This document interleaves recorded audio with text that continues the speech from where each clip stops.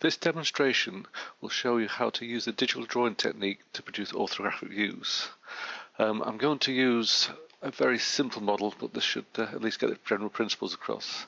So I'm going to use the model displayed on the screen at the moment, but obviously I'll keep it off screen while I'm producing the model.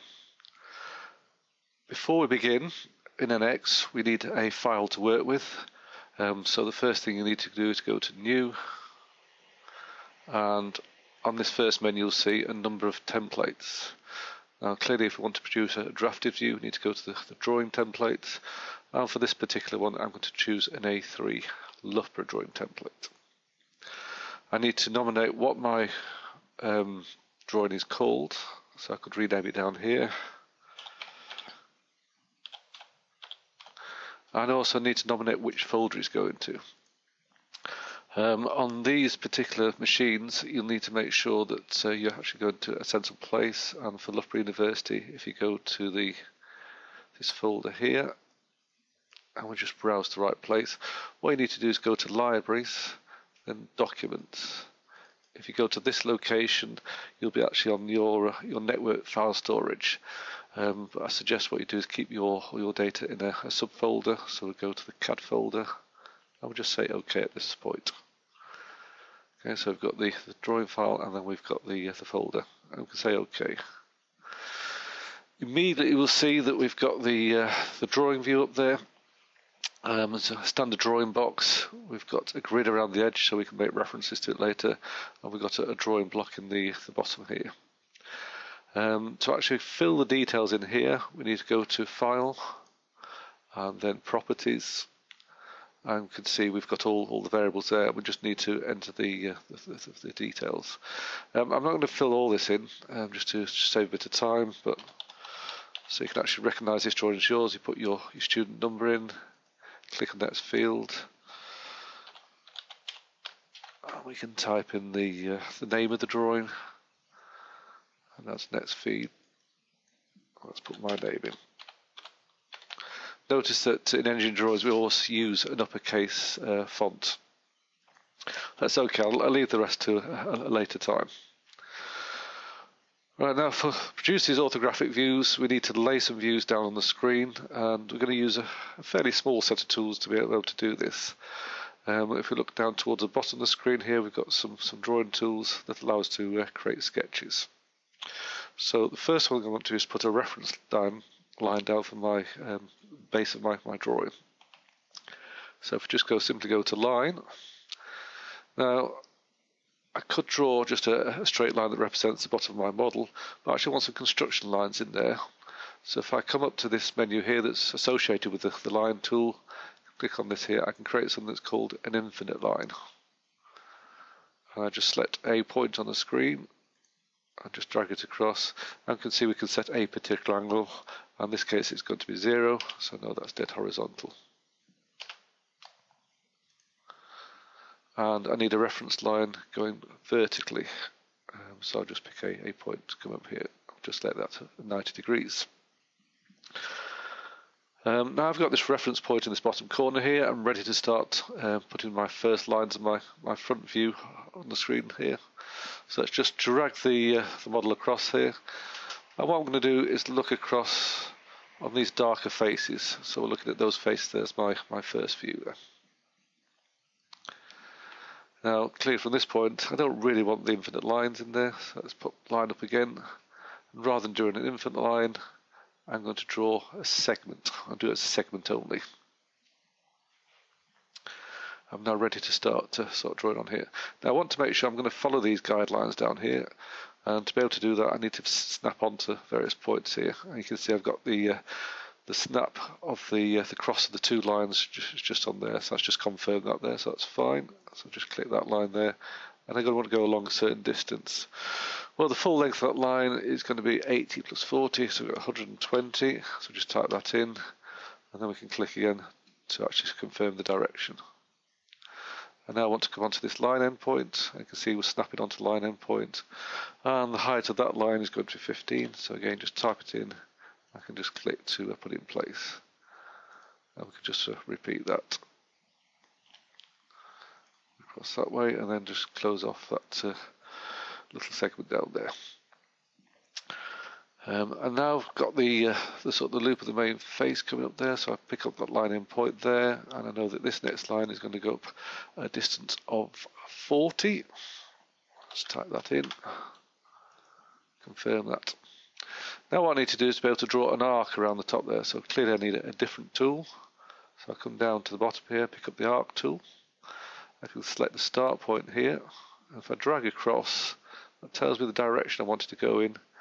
But really I need to nominate a radius here, and from the diagram that's going to be 25 millimeters radius. So I'll just type that in. You can see we've got the arc there. And I can move this point about. What I want to do is make sure it's horizontal with this. We've got some little guides there. So just make sure that guide's in the right place and just click. And then we can go up or down from that. So go to obviously the higher position. And we've got a nice arc in there. Also, we've got a little symbol on here to tell them that we've got a line coming to tangent into that arc. Right, let's draw the line coming down. Again, we'll just snap onto the end point there and just come down to complete that, that little segment. What we now also need to do is put the effect of the hole through this. Now we could use the arc tool, but it's actually simpler to use the circle tool. And we need to make sure we're going to snap onto the centre of this arc here. Now the snap tools actually come from a set of filters. If you look towards the top of the screen, the snap filters are across here, and we can see we've got the intersect on, we've got line endpoint on, but point at the centre circle is off, and I need to use that, so I need to click that on to enable it. And we can just pick up there, and again we get the symbol showing us we've actually found that point. We'll just drag that out and type the value we'd want it to be, which is a diameter of 20. And that nearly completes our front elevation.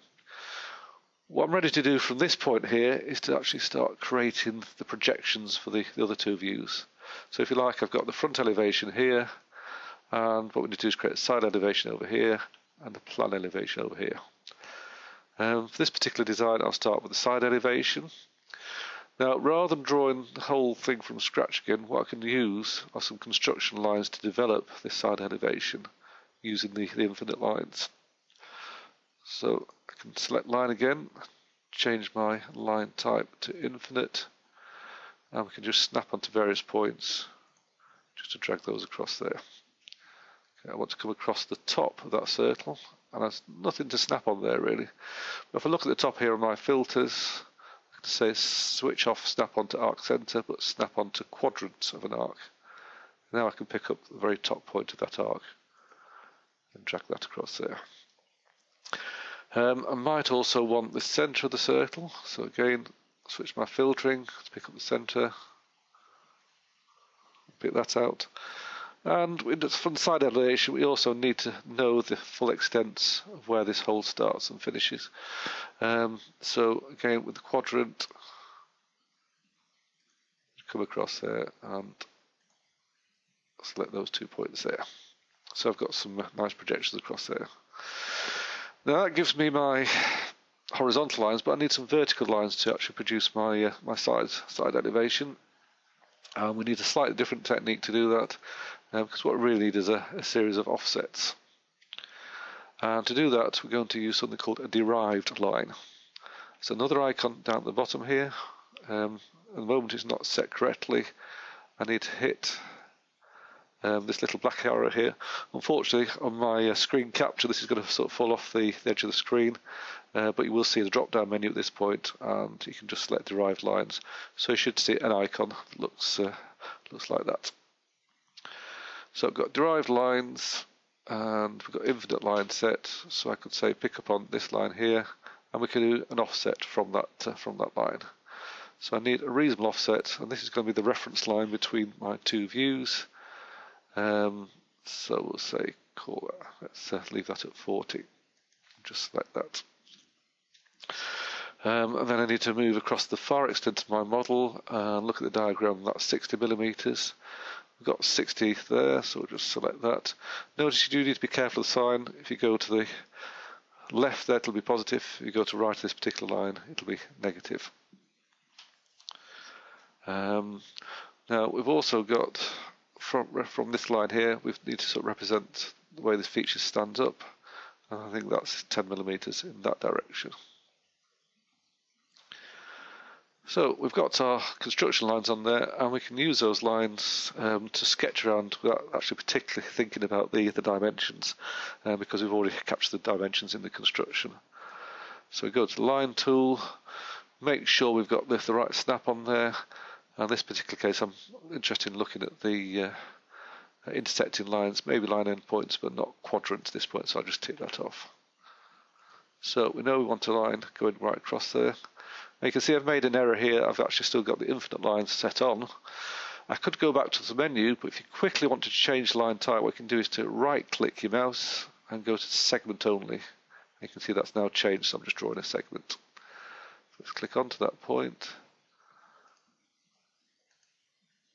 And we'll just start to develop out the view. So we're just drawing a series of lines. Let's just produce that to the bottom section, and then we also need the piece that's standing up.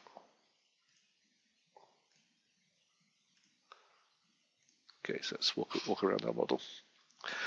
Now that's the sort of view that we'd see, but we've actually got this hole going through, and we can represent that by putting lines on there. But later on, we'll actually turn those into dotted lines, which represents a hidden line detail. So again, using the intersect just to draw in the sort of top of the circle and the bottom of the circle, again sort of lined up with this circle across here, so we can actually see the highlighting. Okay, so that's as much as I want on that view for the moment, so we can now start to look at the top elevation, the plan elevation. Again, I need a baseline for this, so I need to select the derived lines, and let's just move that up to say whatever looks reasonable. So we'll go for 25 here, and then we're going to well, we've actually got our reference corner here. Now I could go along here and just do these offsets, but we can actually do a little bit better than that and use the existing views we've got to construct this final view. Now I can use derived lines in a slightly different way here to create something called a mitre line. And that is actually going to let us take some measurements and effectively project them between the two views we've got there. So all I've done for the derived line is select two lines perpendicular to each other, and that will actually give me a 45-degree line between those two lines. And you'll see how I'm going to use that in a minute. Right, so we've got that in there. We need to create some more construction lines. And what you can see here, we've got the edge of this model here. It comes up and hits that line and comes across here, so that represents a base. But if we want the outer extent, this is from this back edge here, we can follow that up there, and it's going to hit that intersect point there, so we can select the intersect point. And again, I've got the wrong line type, so I want construction line here, so I'll just right click, add infinite line, and that will take them to the back of the model. I've also got this thin upright here, so I need to represent that, so we can draw it across in that direction. And that's all I can get off this view at the moment. I can take some information off this this bottom view, and what I can do is to pick up on this point here, take up the extent there, pick up on here to get that piece in there. And again, as in this view here, we might want to know where the circle is coming through this piece up here. So I've got intersect there, or I could equally use the sort of the quadrant points. Often there's more than one way of achieving the same output. So let's just drop those in, going up there. So I think I've now got the construction lines that I need to actually draw out the profile. So again, as before, I can right click, change it to segment only, and so let's start to draw out the profile. Okay, so let's draw out those back views there. We've got this little segment sticking up here. Let's draw that in. Now, if we just go back and have a look at the original model, what you see that actually we'll have a corner cut off down here, so we need to represent that in the top view. So here we actually can't use the construction, we need to draw a specific line. So segment tool, just start there. And looking at the model, I need to know that needs to be 80. So click on there, and if I come down on this side here, I know that needs to be 40. And click on there. Now, wherever you can, you should use the construction that's available to you. So to get this slope on here, I just need to click on the line endpoints between there. That will give me that slope. Little bit more work to do on this view because obviously I need 2 lines in there to represent the extent of the hole. And we're starting to get there as a view. Now if you look carefully on this, what we can see now, we put this slope in here, but that will generate a line on these 2 views down here. So again, I need the constructions in there. So let's put the infinite line on there, pick up on that point, go down there. And again, I can use this point here to do the projection around the corner. So going from that point there along to this mitre line, pick up the intersect there, take it straight down. Now I've got my constructions just to pick off the two lines of where the slope hits the vertical walls. Okay, so we've got initial views there. Got lots of construction lines in there. It's looked a bit, perhaps a little bit confusing. So let's try and get a nice clean view of this. We're in sketch mode here, and this is not our finished drawing.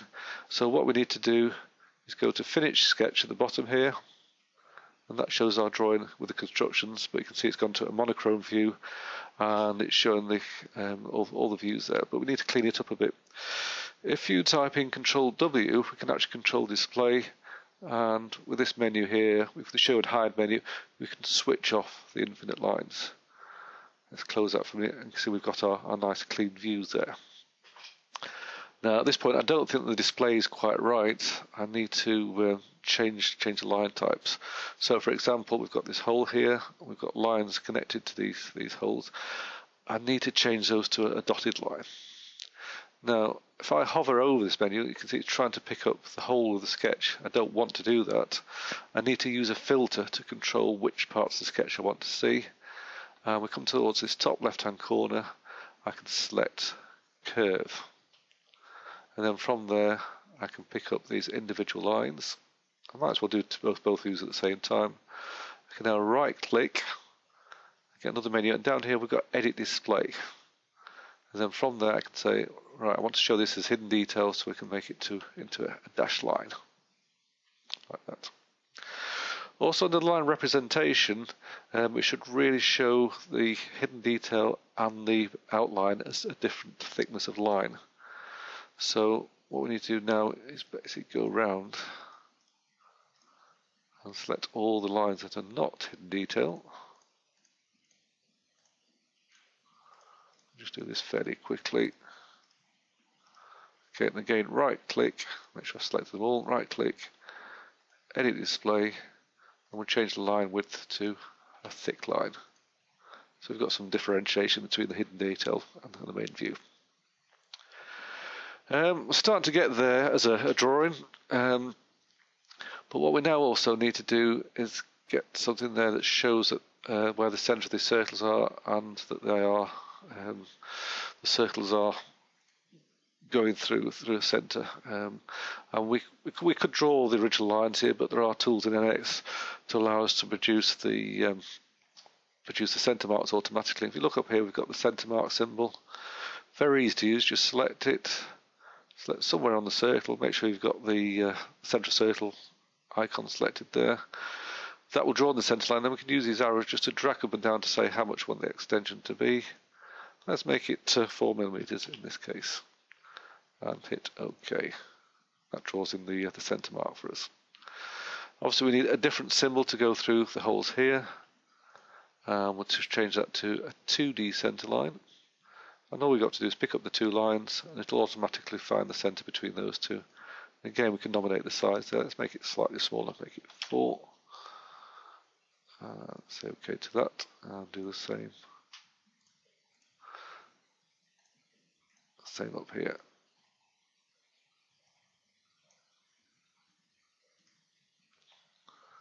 Okay, just check the size is still at 4, that's fine.